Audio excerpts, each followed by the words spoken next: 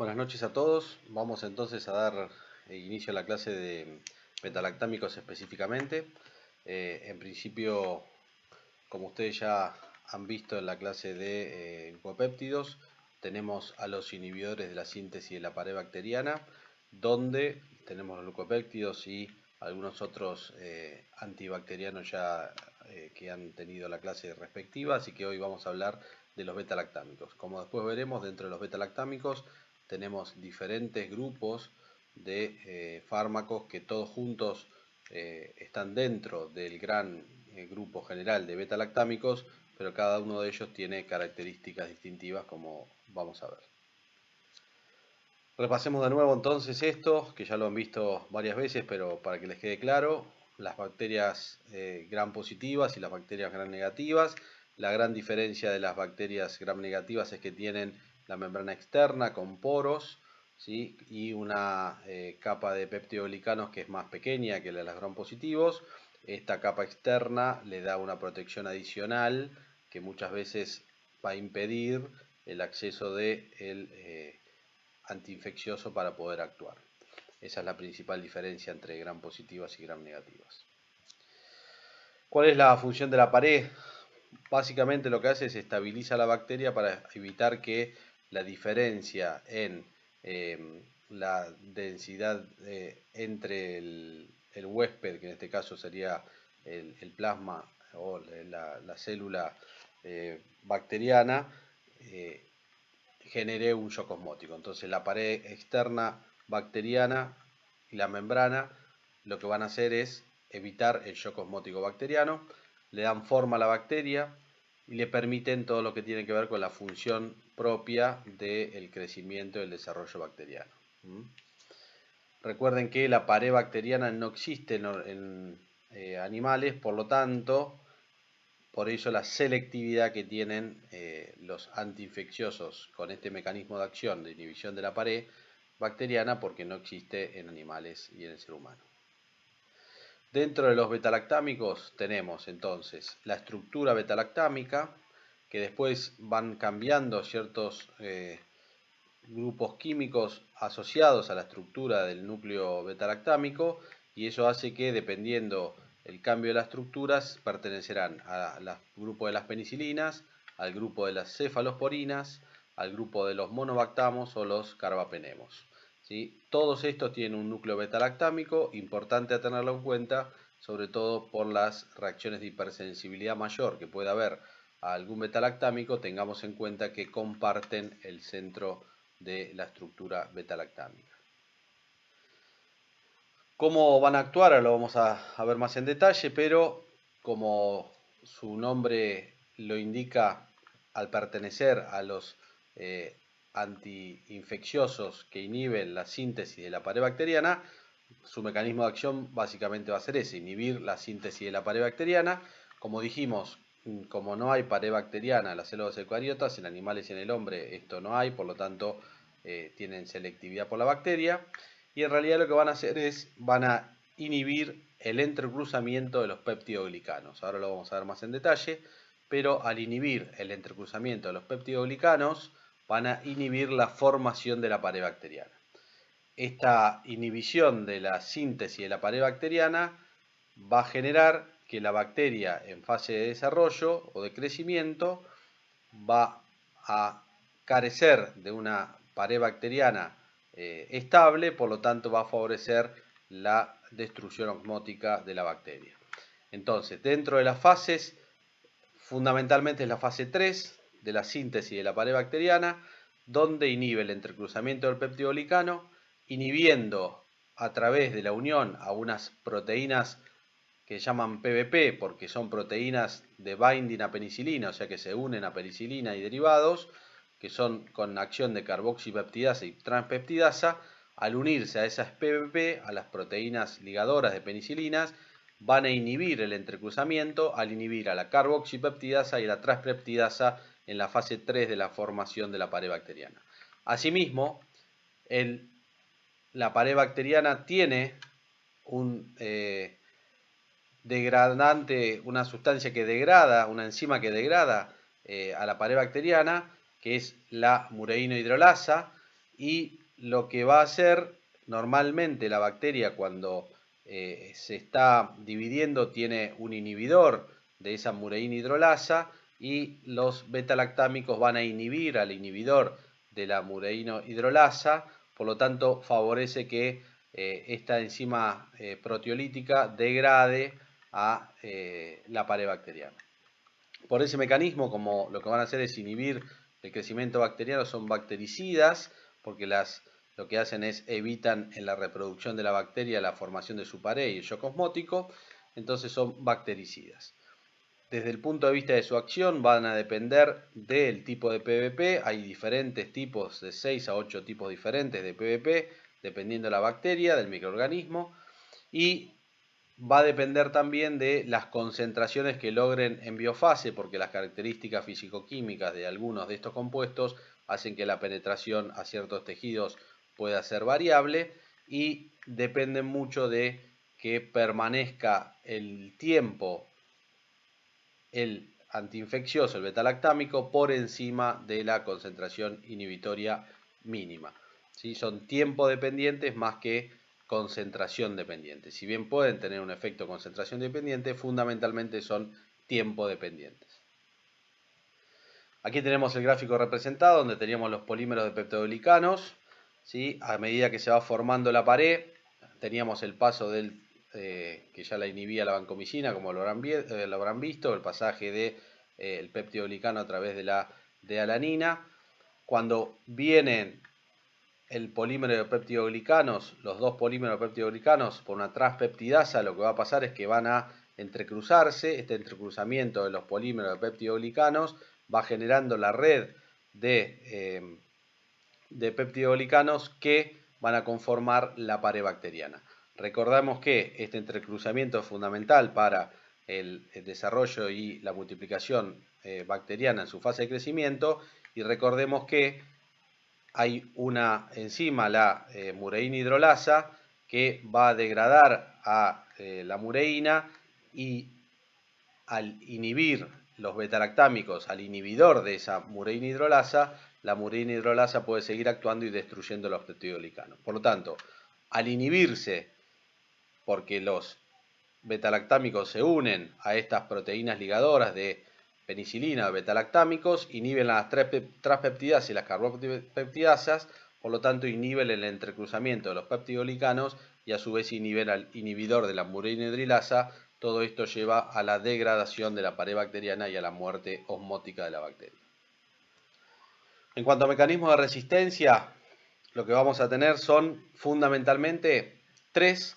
Uno mediado a gram negativos, que como dijimos, los gram negativos tienen por fuera, digamos, de la membrana, la pared celular, tienen una membrana externa. Esta membrana externa tiene poros por donde debe ingresar el beta-lactámico, y esos poros pueden mutar y impedir la unión al beta-lactámico, por lo tanto no puede penetrar a la capa externa del gram negativo, entonces no puede acceder a la pared bacteriana para degradarlo. Ese es el mecanismo. Estas mutaciones de los poros, de las porinas, son mecanismos de los gram negativos que impiden el acceso del antiinfeccioso beta-lactámico a su sitio de acción. Por otro lado, tenemos cambios en la afinidad de las PVP, de las proteínas ligadoras de penicilina beta-lactámicos. El Streptococcus pneumoniae, por ejemplo, genera resistencia a través de este mecanismo. Y por otro lado, el mecanismo de resistencia más común a los beta-lactámicos es la producción de beta-lactamasas, enzimas que, como su nombre lo dice, son enzimas que degradan a los beta-lactámicos, que pueden ser, vamos a ver después, en forma específica o inespecífica, y que, por ejemplo, acá tienen algunos ejemplos de diferentes bacterias que utilizan como mecanismo de resistencia la producción de beta-lactamasas para degradar al beta-lactámico. Dentro de las beta-lactamasas, como decíamos, tenemos inespecíficas, que pueden inactivar a cualquier beta-lactámico que tenga el núcleo beta-lactámico, o específicas que inactivan a algún subgrupo, por ejemplo, cefalinosporinasas o penicilinasas. Esto es porque inactivan no solamente a la presencia del núcleo beta-lactámico, sino que tienen que tener el grupo químico asociado respectivo al grupo que van a inhibir. En cuanto a las beta-lactamasas, tenemos que hay bacterias que lo tienen incorporado dentro de su información genética y hay inducción de la expresión de estas beta-lactamasas a nivel de la información genética de la bacteria, y también tenemos beta-lactamasas transmitidas por plásmidos. Lo que van a hacer es degradar el anillo beta-lactámico, ¿sí? Por lo tanto, al degradarlo no dejan que los beta-lactámicos tomen contacto con las proteínas ligadoras de penicilina o de beta-lactámicos, por lo tanto no pueden actuar. Recordemos que si bien degradan el anillo beta-lactámico, en algunos casos necesitan la presencia del subgrupo propio del grupo al que pertenece, cefalosporinas, penicilina, etc., y va a actuar específicamente sobre un grupo de beta-lactámicos y no sobre todos los beta-lactámicos en general. Dentro tenemos algunos ejemplos, ¿sí? Inespecíficas, fíjense los grupos bacterianos que pueden tener beta-lactamasas inespecíficas, ¿sí? Específicas para penicilina, específicas para cefalosporina, como dijimos antes, ¿sí? Enterobacter, bacteroides, estafilococo es el mecanismo de producción de resistencia a la penicilina, y selectivas para un otro subgrupo donde también le genera resistencia puntual para ese grupo beta-lactámico en particular.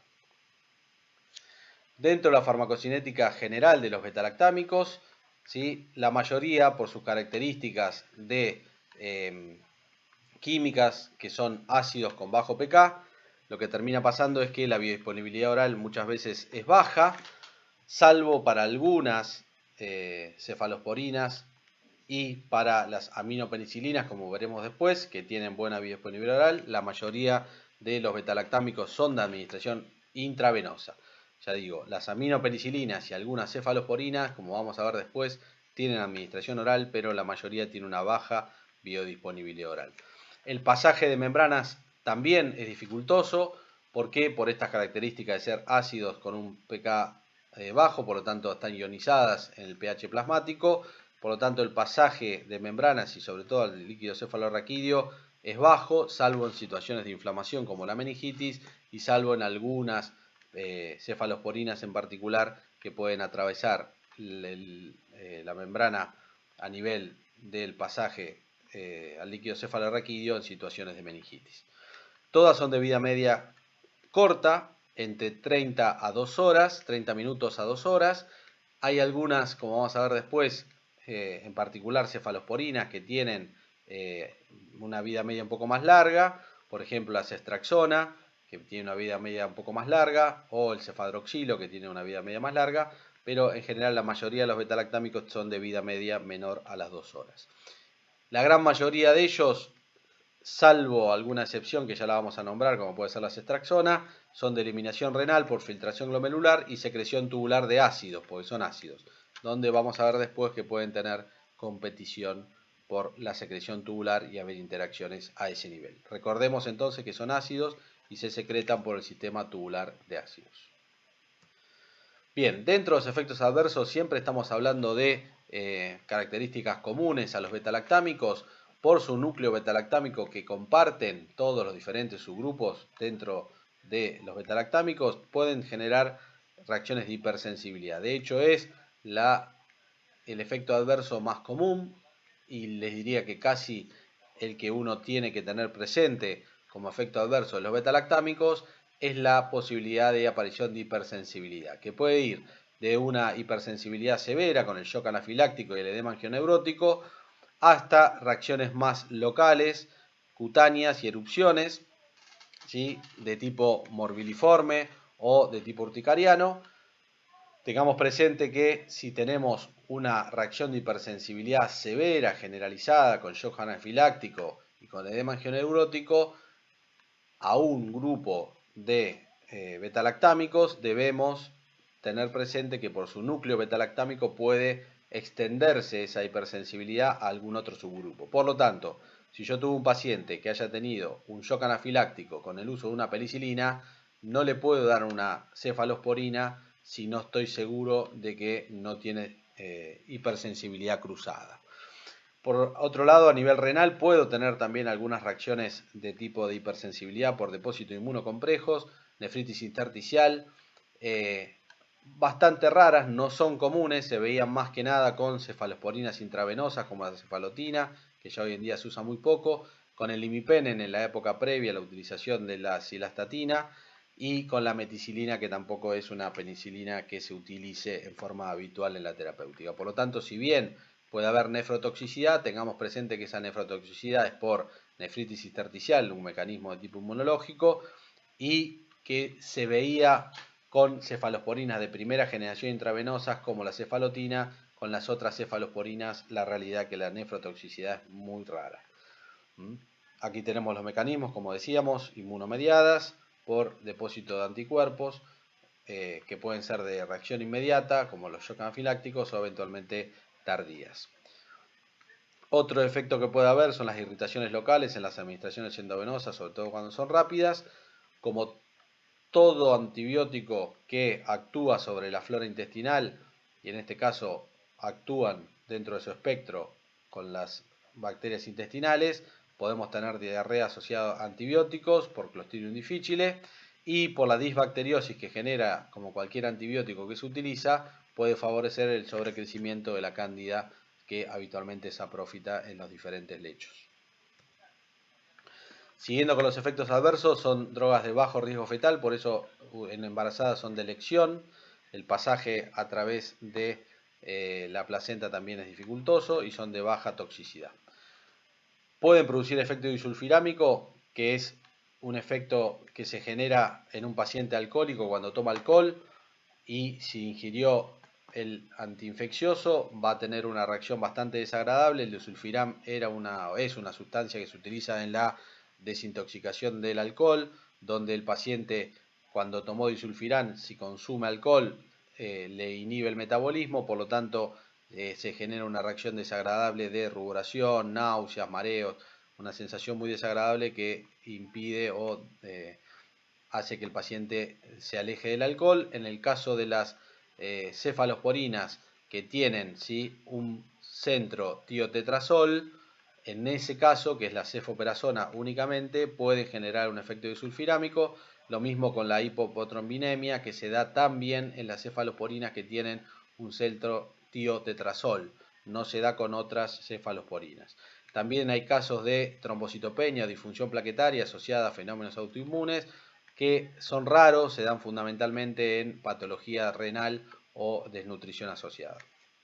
Como decíamos antes, todo paciente con alergia a un betalactámico, sobre todo si fue una alergia mayor, debo pensar que es con hipersensibilidad cruzada. Por lo tanto, si tengo alergia mayor a un betalactámico, no le puedo dar otro betalactámico, aunque sea de diferente grupo, salvo que haga algún tipo de desensibilización previa, y que tiene que ser en un ámbito donde tenga la posibilidad de asistir al paciente si hace una emergencia alérgica como un edema de glotis o un shock anafiláctico. En ese caso, si tengo la duda si la hipersensibilidad mayor fue por el betalactámico o no, se aconseja utilizar otro antibiótico, como por ejemplo el macrólido o los que sea según el espectro que quiera cubrir, para evitar esto. Si sí o sí tengo que utilizar un betalactámico porque la cobertura me permite solamente utilizar betalactámicos, tendré que ver de planificar algún método de desensibilización del paciente.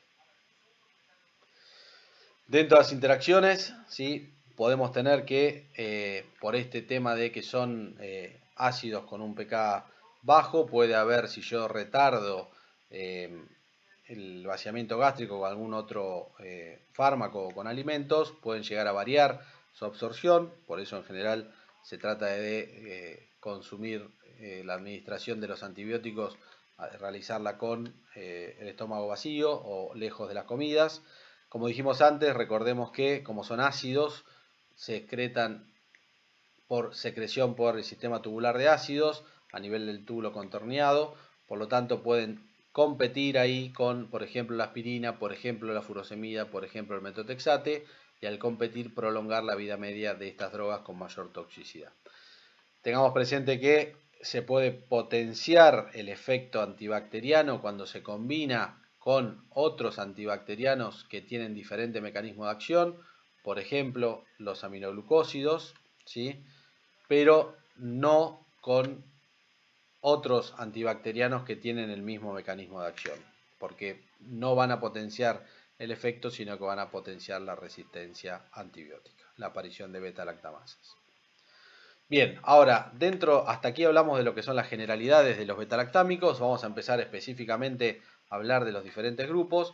Teníamos la clasificación de lo que son las penicilinas, y bien vamos a ver que no es únicamente la penicilina, pero como es la droga patrón, se habla del grupo de las penicilinas y derivados.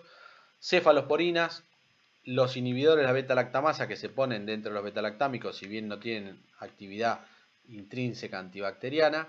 Los carbapenemos y los monobactamos. Monobactamos que se utilizan bastante poco en la terapéutica habitual.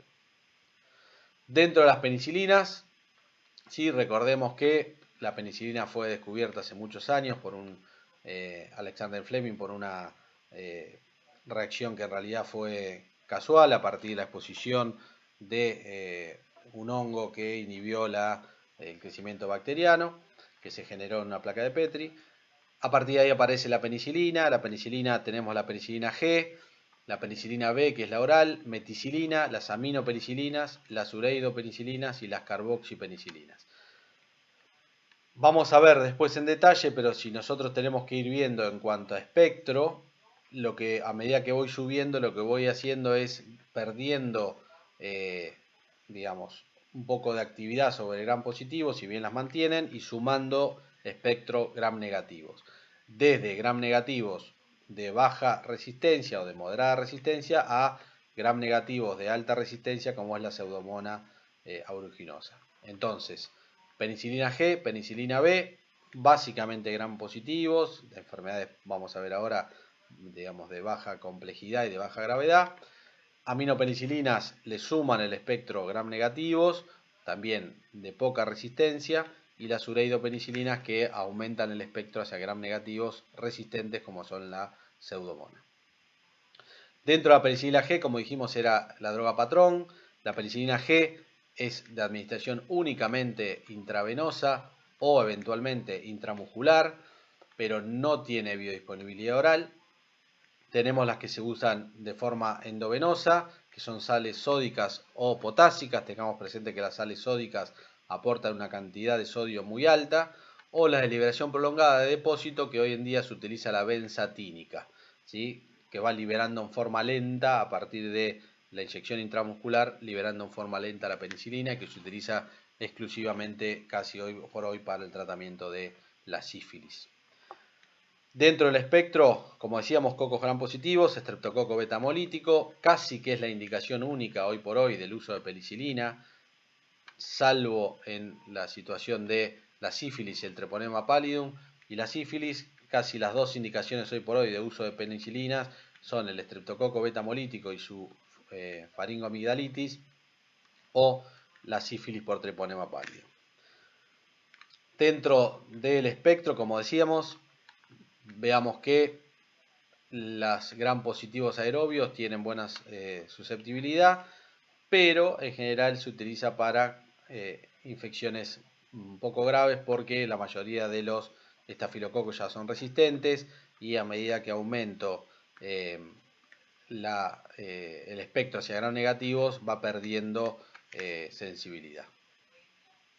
Dentro de la farmacocinética ya lo dijimos, la G no tiene biodisponibilidad oral y se da por vía intravenosa con altos contenidos de sodio, tengamos cuidado con eso, o la benzatínica, que se utiliza de depósito para el tratamiento de la sífilis. Tengamos presente que ninguna penicilina se debería dar por vía intrarraquídea, porque tiene una alta capacidad proconvulsivante por esa vía. No atraviesan barrera hematoencefálica, como ya le dijimos, salvo en inflamación. No atraviesan fácilmente barrera hematoencefálica. Dentro de las farmacocinéticas, la vida media, como dijimos, es una vida media corta, menor a 2 horas, y la excreción a nivel renal, ¿sí?, por secreción tubular, y un 10% por filtrado glomerular. Por lo tanto, en insuficiencia renal habría que ajustarla. pero tengamos presente que puede haber interacciones a nivel de la secreción tubular. Igualmente, como dijimos, la penicilina G ya casi que no se usa en terapéutica. Dentro de las precauciones y contraindicaciones, como dijimos antes, insuficiencia renal hay que tener cuidado porque inhibe el transporte de secreción tubular de ácidos, por lo tanto puede haber mayor vida media y mayor toxicidad. La alergia como reacción de hipersensibilidad, con metotrexato sobre todo en dosis altas porque compite en la secreción tubular, ¿sí? Y lo que decíamos antes, si yo tengo un paciente alérgico a la penicilina, eventualmente lo que puedo hacer es hacer test de intradermorreacciones, primero para desensibilizar y eventualmente también para diagnosticar una alergia a la penicilina. Muchas veces hoy en día hay pacientes que refieren alergia a la penicilina muy vaga, que uno debería en ese caso hacerle un test de alergia para ver si realmente es alérgico a la penicilina, porque si es alérgico mayor no puede usar betalactámicos. Y tengamos presente que es uno de los grupos de antibióticos que más uso tienen por su seguridad, por su eficacia en la terapéutica.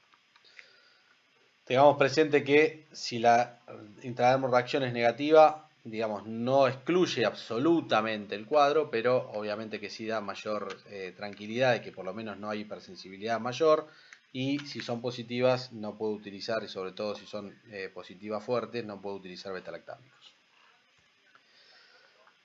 Dentro de las reacciones adversas ya hablamos, son las comunes a los betalactámicos. Penicilina B o fenoximetilpenicilina, ¿qué diferencia tiene? Básicamente el espectro es el mismo, la gran diferencia es que se administra por vía oral, tiene biodisponibilidad oral.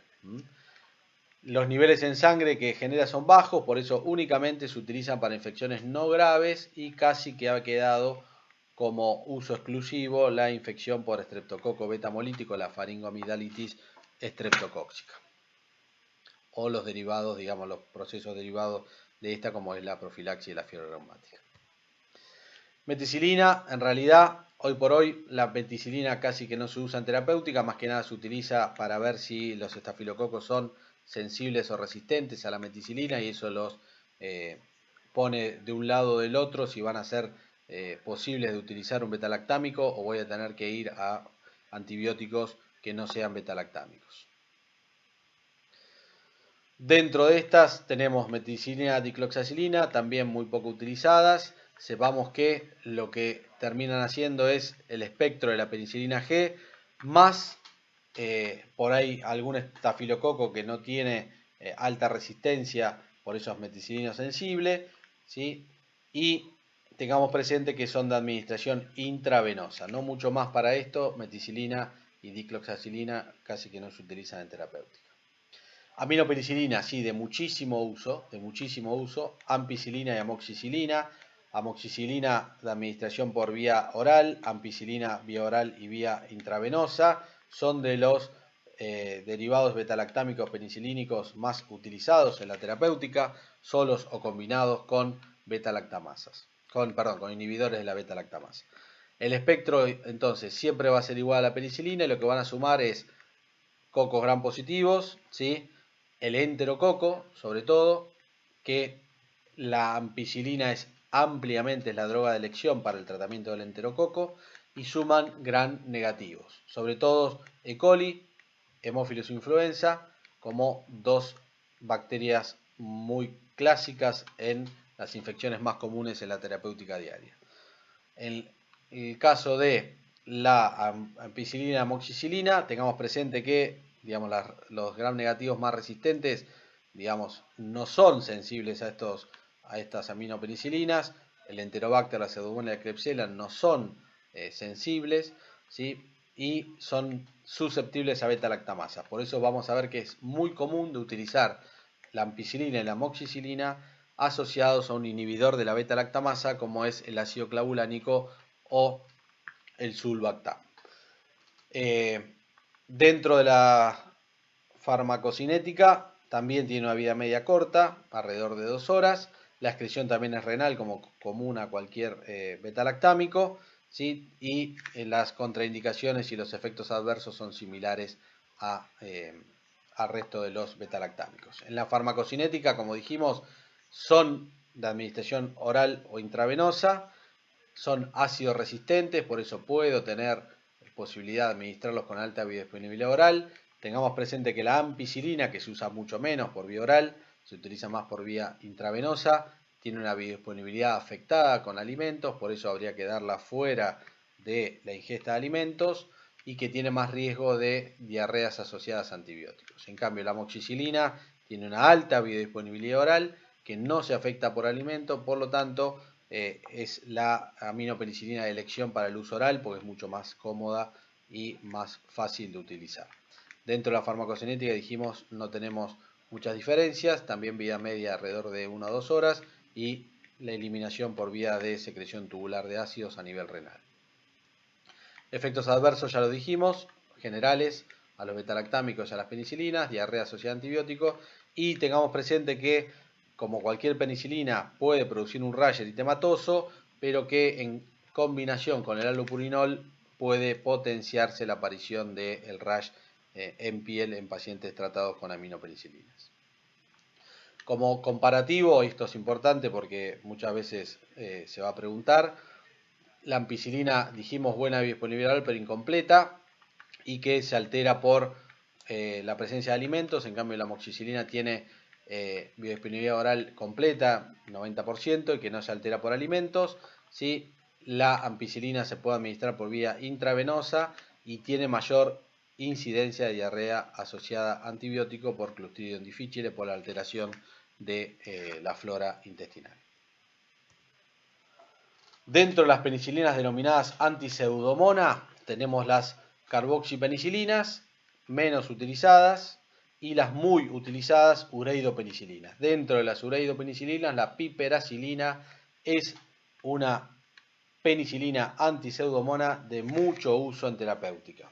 ¿Sí? Tengamos presente que en pacientes internados donde yo sospecho la presencia de bacterias resistentes, sobre todo Pseudomonas o Proteus, indol positivo o gram negativos resistentes, el uso de la piperacilina es muy habitual sola o asociada a tazobactam, que es un inhibidor de beta-lactamasa, ampliando el espectro. Entonces, es una penicilina de uso casi, les diría, para situaciones de sospecha de resistencia antibiótica a penicilinas, aminopenicilinas, como la ampicilina o la ampicilina sulbactam, cuando yo sospecho que hay algún tipo de germen por una pseudomona, un proteus o algún gram negativo resistente a las aminopenicilinas, entonces uno pasa a las ureidopenicilinas solas o combinadas con inhibidor de beta-lactamasa.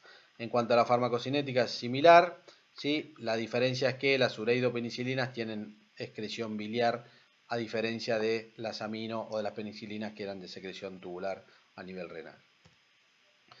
Aquí tenemos entonces el uso, digamos, de las carboxipenicilinas, donde decíamos que el espectro es parecido a las aminopenicilinas, pero agregan algunos gram negativos más resistentes, como la pseudomona, ¿sí? Y tengamos presente que también aportan grandes contenidos de sodio, por lo tanto en pacientes con insuficiencia cardíaca hay que tener mucho cuidado. Dentro de las ureidopenicilinas ya hablamos, el mismo espectro, agregan aparte de la pseudomona y del proteus la Klebsiella, ¿sí? Son susceptibles a beta-lactamasas, por eso es muy común de que se asocien a tazobactam, la piperacilina con tazobactam, tienen excelente penetración a nivel del hueso para las osteomelitis, vida media menor a 2 horas como todas las penicilinas, excreción renal pero con un porcentaje no menor de excreción biliar.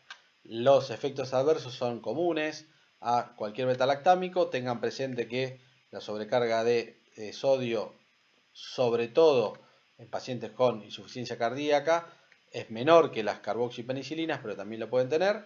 Y eventualmente por alguna reacción de hipersensibilidad pueden alterar con mayor frecuencia la función plaquetaria. Inhibidores de beta-lactamasas, ya lo fuimos nombrando, ácido clavulánico, sulbactam y tazobactam. Sulbactam unida a la ampicilina, clavulánico unido a la amoxicilina, ticarcilina casi no se usa, y el tazobactam a la piperacilina. ¿Qué hacen? Extienden el espectro hacia gérmenes gram negativos o gram positivos que tenían producción de beta-lactamasas, por lo tanto amplían el espectro, sobre todo en el Piperacillina tazobactam a bacilos gram negativos aerobios más resistentes. Tengamos presente que los inhibidores beta-lactamasa no tienen actividad, como ya hemos mencionado, antibacteriana propia, sino que lo que hacen es bloquean el mecanismo de resistencia al beta-lactámico. Bien, ¿cómo actúan los inhibidores de beta-lactamasa? Fundamentalmente lo que hacen es, tienen un anillo beta-lactámico, por lo tanto es un sustrato para la beta-lactamasa, por eso se llama inhibidor suicida. Lo que hace es, se expone a la beta-lactamasa y como tiene el mismo centro beta-lactámico del anillo, la beta-lactamasa se adhiere al inhibidor y no al beta-lactámico. Cefalosporina, segundo grupo, un grupo de uso muy pero muy habitual en la terapéutica. Casi que les diría que en pacientes internados van a sí o sí encontrar algún paciente con uso de cefalosporina en alguna indicación, sobre todo cefalosporina de tercera generación, pero también la cefalosporina de primera y segunda en pacientes ambulatorios son de uso extremadamente habitual.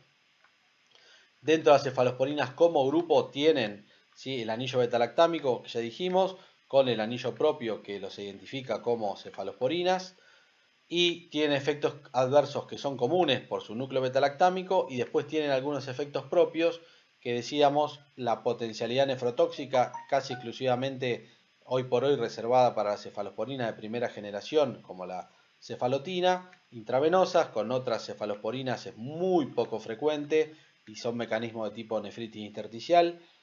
Hoy por hoy no podríamos decir que las cefalosporinas son nefrotóxicas, sino que las cefalosporinas en algunos casos puede haber casos de nefrotoxicidad, pero no con una frecuencia muy alta. El efecto disulfiram, como dijimos algunas, dependía del núcleo del anillo, sobre todo la cefoperazona.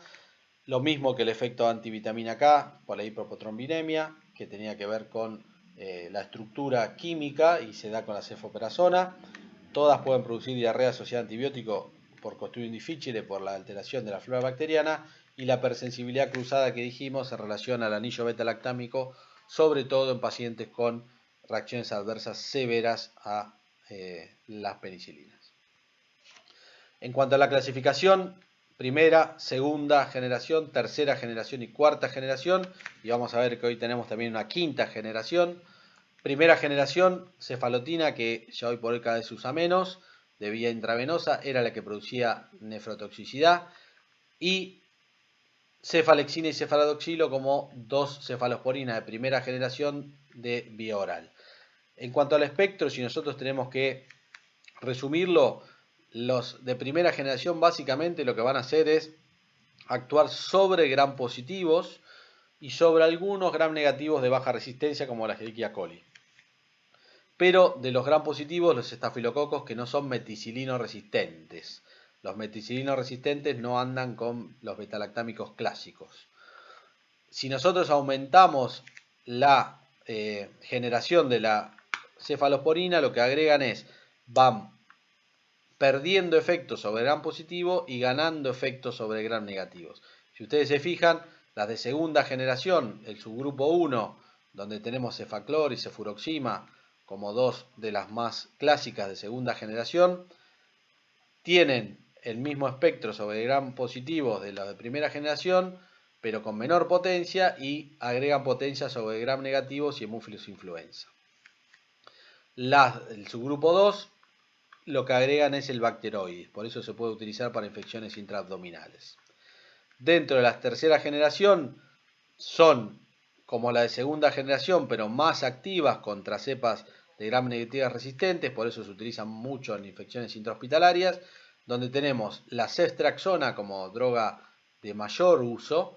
¿Sí? La ceftriaxona tiene una característica diferencial, que tiene una vida media más larga, alrededor de 4 a 6 horas, por eso se puede administrar con intervalos interdosis más largos que las otras cefalosporinas, y por otro lado tiene secreción biliar, por eso no se ajusta en insuficiencia renal. Pero tenemos la del primer subgrupo, ceftriaxona, cefotaxima, cefixima, que son cefalosporinas que tienen gran eficacia contra gram negativas, pero no tienen acción contra pseudomonas. La del subgrupo 2, ceftazidima, cefaperazona, hoy en día ceftazidima es la que está disponible, tienen sobre gram negativos, pierden casi acción sobre gram positivos, pero incluyen a la pseudomona. Entonces, la gran diferencia del subgrupo 2 de las de tercera generación, ceftazidima, es que incluyen a pseudomona en el espectro.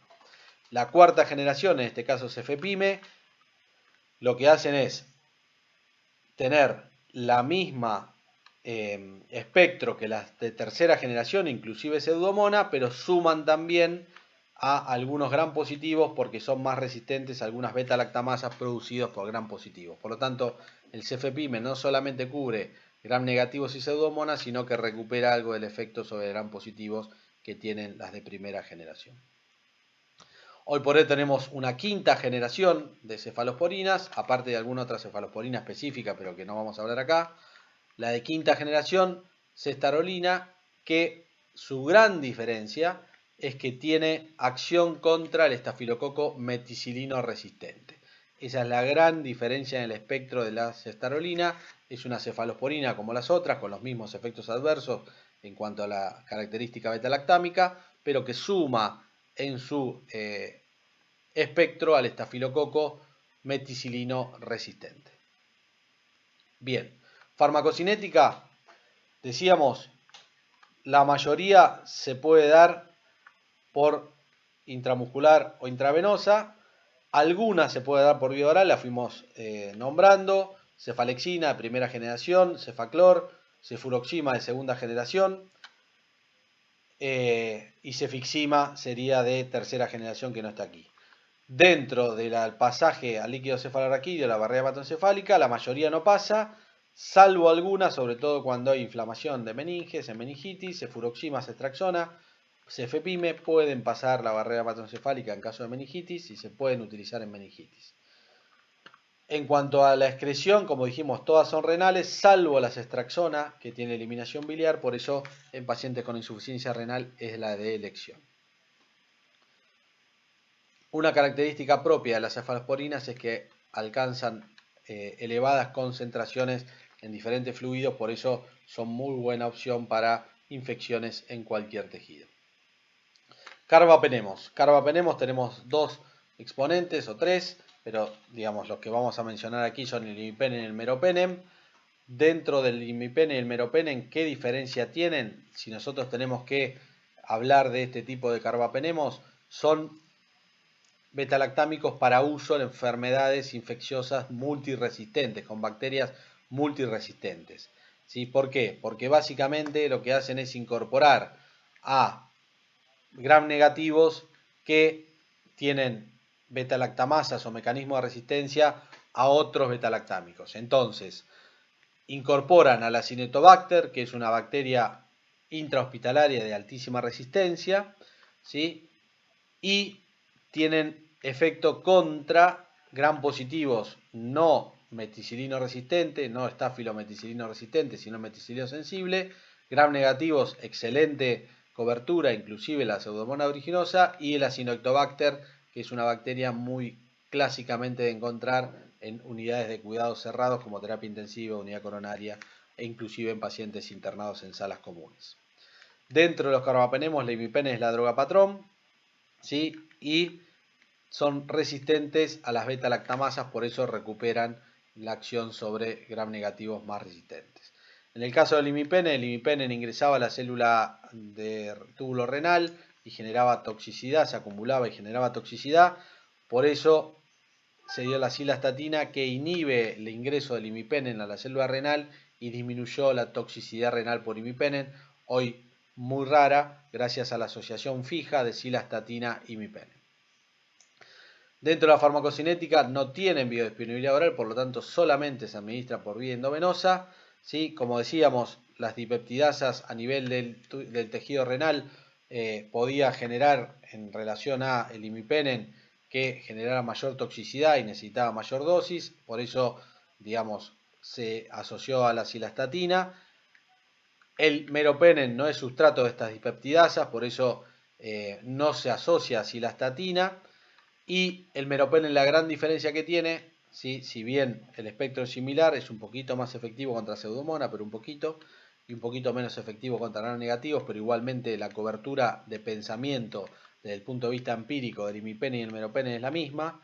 La gran diferencia entre imipenem y meropenem es a nivel de los efectos adversos, que no produce convulsiones. El imipenem es productor de convulsiones, baja el umbral convulsivo, en cambio el meropenem no baja el umbral convulsivo, por lo tanto no aumenta el riesgo de convulsiones, y como dijimos antes, como no es sustrato de las dipeptidasas, no necesita asociarse con cilastatina.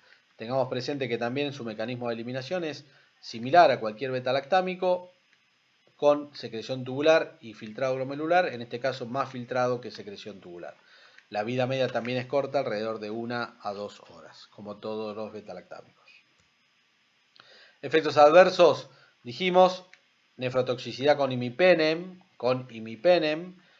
evitable con cilastatina, ¿sí? Porque lo que hacía era, evitaba la degradación del imipenem, por lo tanto evitaba que el imipenem ingresara en altas concentraciones, porque había que dar altas concentraciones de imipenem, entonces esto evitó la necesidad de altas dosis de imipenem, y de esa forma disminuyó la toxicidad por imipenem, la asociación con cilastatina. Por lo tanto, hoy imipenem asociado con cilastatina, la realidad es que la nefrotoxicidad es muy baja. Convulsiones, imipenem, ya lo dijimos, baja el umbral convulsivo, sobre todo en pacientes con insuficiencia renal o lesiones ocupantes de espacio, o lesiones a nivel del sistema nervioso proconvulsivantes. Decíamos que el meropenem en ese caso no genera convulsiones, que les quede eso como concepto importante. Monovactamos muy poco utilizado, Astronam muy poco utilizado, fundamentalmente su espectro es solamente gram negativos aerobios, por lo tanto no da demasiada ventaja en relación a los otros beta-lactámicos que estuvimos hablando, mayor posibilidad de efectos adversos, por lo tanto solamente, digamos, se utilizan infecciones intrahospitalarias cuando fallaron todos los demás beta-lactámicos. Bien, hasta acá hemos llegado entonces con los antibióticos beta-lactámicos. Muy importante que sepan la clasificación de cefalosporinas, muy importante que sepan los efectos adversos propios de todos los beta-lactámicos, porque son comunes al grupo, muy importante que sepan aminopenicilinas, muy importante ureidopenicilinas y carbapenemos, y es muy importante que sepan cuáles son los inhibidores de beta-lactamasa y el ejemplo de las penicilinas en cuanto a la penicilina G y la penicilina B, qué diferencias tienen. Cualquier duda, en los foros estamos disponibles para evacuar sus consultas. Muchas gracias.